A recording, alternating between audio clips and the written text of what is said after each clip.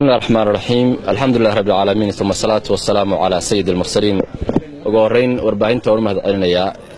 لوير كيغا سيد عبد المؤمن ورمهد علينا ددكي دغيستياشا محكمة دغيستين انتي سocotay sideed bari muddo ah waxaan u xirnaa oo xabsi ugu jiray madaxweynuhu cadaalad buu sameeyay iyo cadaalad ma sameyn waxay u kaliftay in maxkamadda la keeno maxkamaddii waxa la dhageystay muddo 3 maalmood ah maantana maxkamaddu go'aan bay gaadhay waxay cadaysay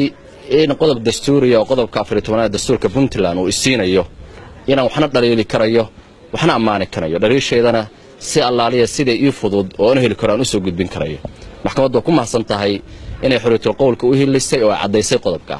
hasaate maxkamaddu 4 bilood ayay ugu xukuntay xabsi ah ayadoo sidii rabtaa u cuskato oo macnayso oo waxayna maxkamaddu siisay jaanisana gadan karo waana soo gatay marka kooban ilaahay uga mahadcelinayo xuriyadda haysto aan barnaamijka taagnahay qofka waa la xiri karayaa waa la soo sii deyn karayaa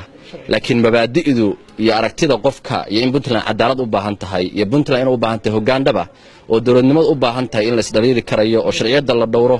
iyo amnigu inuu muhiim yahay taa marna mid aan ka tanaasuli karayo ama mabda'iga bedelaysa ma aha madaxweynaha waxa la yahay madaxweyne in lagu dhaliilo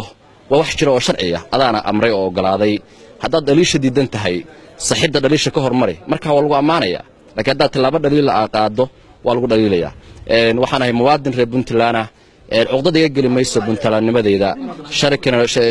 shakina ku abuuri mayso inaad dalkan leeyahay sharciga inuu sareeyo ku kalsoonaa sharciga maxkamaddu waa ku kalsoonahay shay kasta oo arko inuu qawaaniinta dalka waxaan ku heshiinay dawladnimadayada iyo midnimadayada in ka soo horjeedo si volunteerly ah oo muwaadinimo aan uga hadlaya mana ka gaban doono aad baad u maasantiin baahda warbaahinta mar labaad mar saddexaad baa u mahadcelinayaa baahda warbaahinta